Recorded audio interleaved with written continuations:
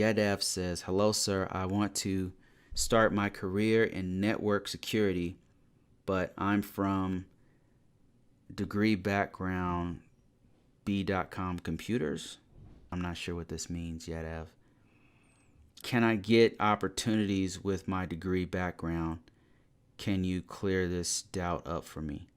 Yeah, Yadav, if you're watching this, I'd have to know more about your background. I don't understand like what kind of degree you have. I don't understand what kind of experience you have. But you said you have a career in.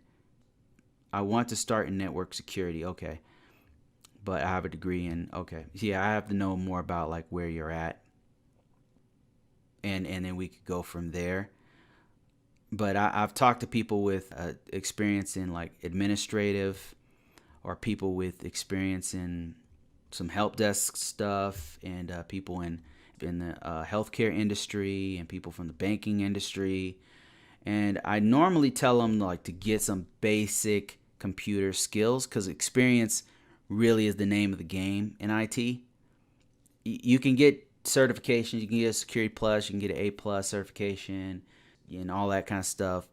But and you can get a degree and everything, but ultimately, like, experience is really what they're looking for. Experience means a lot. So, Yadav, if you ever watch this, I would say, if you send me your resume or something, or maybe just sign on to my courses, contact me over there, and then maybe I could take a look at your skills. We could talk back and forth, and I can kind of guide you in the right direction. But if you catch this, you can't catch me or whatever, I've got courses that kind of get you into it.